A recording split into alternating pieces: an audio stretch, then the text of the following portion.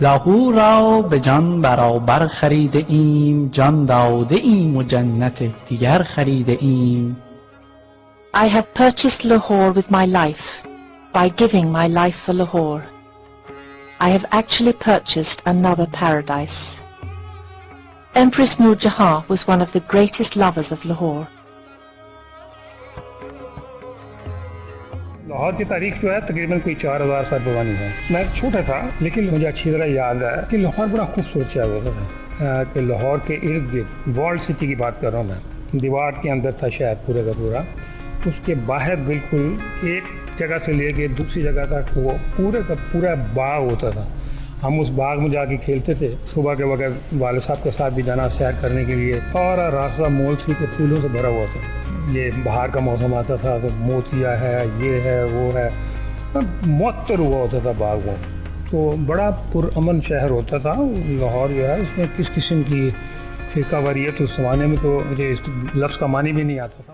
लाहौर को बागों का शहर कहा जाता था। लाहौर में बेशुमार ऐसे बागात थे जो कि अपनी तारीखी हैसियत रखते थे।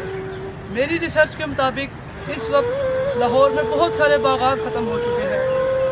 तारीखी किताबों के मुताबिक 60 से ज़ायद बागात का तज़किरा मिलता है, लेकिन जैसे जैसे आबादी बढ़ती चली गई वैसे वैसे बागात सुकड़ते चले गए। ये बागात सुकड़ने की वजह से इनकी जगह रहायशी आबादियों, तजारती प्लाज़ों और सड़कों और पुलों ने ले ली। जैसे जैसे ये तमीरात बढ़ती चली गई बागात सुकड़ते चले गई, जिसके नतीजे में लाहौर के बेशुमार ऐसे बागात हैं जो कि आज अपना नामो निशान भी खो चुके हैं। बाग होते थे जहाँ लोगों ने कब्जा कर लिया। इसी तरह आप जाएं तो शाद बाग में भी बाग थे जिसमें लोगों ने कब्जा कर लिया। अंगूरी बाग जो शालामार बाग का हिस्सा था, पूरी अंगूरी बाग स्कीम बन चुकी है। अनैत बाग जो शालामार का हिस्सा था, अनैत बाग स्कीम बन चुकी है। आप बाहर निकलें तो आपको अंगूरी बाग का मेन गेट में नज़र आएगा ऑरेंज चेन की वजह से जो खोदा है। इसके अलावा लाहौर के अंदर ऐसी बेशुमार जगह हैं जिन पर कब्जा हो गया है। जैसे चुबुर्जी आप देखते हैं तो चुबुर्जी बाग का दाखिली दरवाज़ा था जो सैफुन्निसा ने बनाया था, जहाँ उसकी कब्र थी। ये बाग चुबुर्जी जहाँ मुल्तान रोड से शुरू होके समनाबाद मोड़ से आगे तक जाया करता था, इतना लंबा बाग था। लेकिन हम लोगों ने इस पर कब्जे करके सड़कें बना दी और अब सिर्फ और सिर्फ उसकी चुबुर्जी मौजूद है और हम ऑरेंज ट्रेन गुजार रहे हैं। तो उसके भी सारा ऐसा मिट गया। ऑरेंज ट्रेन एक इशू आजकल वाकई बना हुआ है। इधर शाही किले में तो इसका इतना असर नहीं, क्योंकि इधर इसका रूट नहीं है। इसका रूट शालामार गार्डन में काफ़ी इसको नुकसान हेरिटेज को पहुंचता है, क्योंकि इसकी वाइब्रेशन से ही बड़ा बिल्डिंग्स को नुकसान पहुंचता है और पोल्यूशन का अलहदा असर हो रहा है गार्डन सेक्शन में, जो कि नहीं होना चाहिए। ये अब कुछ इश्यूज़ हैं जो कि सॉल्व होने चाहिए। इस पर काम कर रही है टीम, पंजाब गवर्नमेंट की कर रही होगी। और इसका अभी भी मुझे आज ही पता चला है, आज मेरी मीटिंग थी शालामार में ही, तो उधर मुझे पता चला है कि जी इसके ना स्टे लिया हुआ है बाकायदा। यूनेस्को वालों ने इसका स्टे लिया हुआ है अदालत में कि ये चीज़ें नहीं होनी चाहिए, क्योंकि ये हेरिटेज को नुकसानदेह हैं। एक हेरिटेज विरसा जो होता है उसकी ये असूल है कि 200 फीट कम से कम फासला होना चाहिए। आपके कोई भी अर्बन एक्टिविटीज़ हो, विरसे से 200 फीट उसका फासला होना चाहिए या गार्डन से, ताकि उसके गार्डन्स या वो एरिया जो बिल्डिंग्स हैं वहाँ सकाफती हो, हमारी डैमेज ना हो। माशरा अफेक्ट करता है कोचवान, माशरा अफेक्ट करता है मोची, माशरा अफेक्ट करता है रेडी बान। जब तक आप इन्हें नहीं समझाएंगे, इन्हें अवेयरनेस नहीं देंगे, तब तक कुछ नहीं होगा। आपको बंद कमरों से, ड्राइंग रूमों से, सेमिनार हॉलों से बाहर निकल के आना पड़ेगा और लोगों तक शऊर की बात पहुँचानी। गार्डन पे ही हमारा मेन फोकस है। उसके अंदर हमने यहाँ सुपरवाइज़र रखे हुए हैं हॉर्टिकल्चर, 45 के करीब हमारे माली स्टाफ है जो कि इधर के गार्डन्स को देखता है। ये हमने 1 साल हुआ है तकरीबन हमने इसका चार्ज संभाला है और इधर आने के बाद हमने यहाँ के गार्डन्स की हालत को बहुत बेहतर किया है। आप बाहर भी घूमेंगे फिरेंगे तो आपको पता चलेगा कि यहाँ इससे पहले 1 साल पहले क्या हालात थे और अब के क्या हालात हैं। ज़मीन आसमान का फ़र्क होगा। पौधों की हिफाजत ऐसे नहीं करेंगे जैसे हम अपने कपड़ों की, अपने मोबाइल की, अपने घर की चीज़ों की करते हैं, कब तक ये मामला नहीं होगा। और एक बंदा एक दरख्त की पॉलिसी होगी तो इंशाल्लाह लाहौर भी ग्रीन होगा, पाकिस्तान भी ग्रीन होगा और आलूदगी भी ख़त्म होगी। वक्त गुजरने के साथ साथ लाहौर के बेशुमार बागात अपना नामो निशान खो चुके हैं, जैसा कि बादामी बाग, चुबुर्जी बाग, दीनानाथ का फैज़ बाग, नौलखा बाग और दीगर बहुत सारे बागात ऐसे थे जो कि तारीख में बहुत बड़े जिक्र मिलता है जिनका, लेकिन आज अपना नामो निशान भी नहीं रखते। लिहाजा अंग्रेज़ दौर में बागात को बहुत ज़्यादा नुकसान पहुँचा, जिसमें रेलवे के मंसूबे ने सबसे ज़्यादा नुकसान बागात को पहुँचाया, जिसके नतीजे में जहाँ जहाँ रेलवे लाइन बिछाई गई वहाँ से बागात को ख़त्म कर दिया गया। इसी तरह से बहुत सारे मकाबिर जिनके अहाते जो कि बाग के अहाते में बनाए जाते थे, इसी तरह से वहाँ पे भी मकबरों को समेट दिया गया और बागात को ख़त्म कर दिया गया।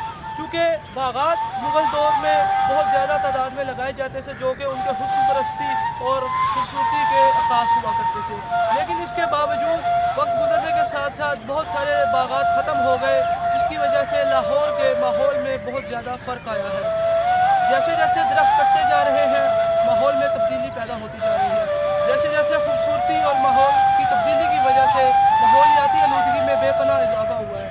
एक तरफ आबादी बेपनाह बढ़ी जा रही है, दूसरी जानिब सब्ज़े की कमी और दरख्तों की कमी के बाइस माहौल तबाह होता जा रहा है।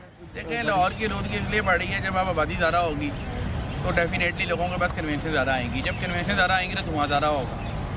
हजूर पाक सल्लल्लाहु अलैहि वसल्लम ने फरमाया था कि नए शहर आबाद करो, पुराने शहरों को बढ़ने ना दो, लेकिन हमने लाहौर को इतना बड़ा कर लिया कि इसके अंदर से 20-25 छोटे शहर निकल सकते हैं। तो with the growth in population we are suffering the noise pollution, we are suffering the air pollution, and the lot of people are now facing a very chronic diseases like hepatitis C, like blood pressure diseases as well as cancer.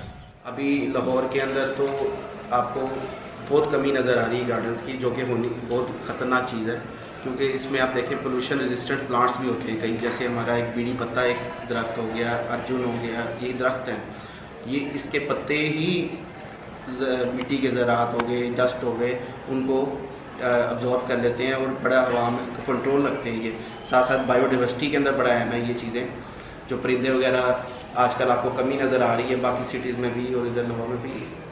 तो ये चीज़ें इसी वजह से, क्योंकि हमारे gardens urban cities में काफ़ी डैमेज हुए पड़े हैं। तो पंजाब गवर्नमेंट ने फोकस तो किया हुआ है इस पर, लेकिन अभी और फोकस करने की ज़रूरत है, इधर और काम करवाने की ज़रूरत है, क्योंकि ये हमारा बहुत अहम पोर्शन है। मुग़ल बादशाहों के यहाँ बागात लगाने का एक रुझान पाया जाता था, लेकिन इससे कबल कुरान पाक की अगर तिलावत करें तो उसमें हमें जन्नत के बेशुमार बागों का जिक्र मिलता है, जिसमें बाग अदन और बाग इल्म का तज़किरा ख़ुसूसी तौर पे किया गया है। मुग़ल बादशाहान से कबल भी, जैसा कि सूरी बादशाह या दीगर जो गौरी ख़ानदान और गजनवी ख़ानदान, इनके यहाँ भी बागात लगाने का एक आम रवाज पाया जाता था, और आम तौर पर बादशाह किसी खूबसूरत बाग में ही दफन होना पसंद करते थे। यही वजह है कि उनके मकबरों के साथ साथ एक बहुत शानदार बाग तामीर किए जाते रहे हैं।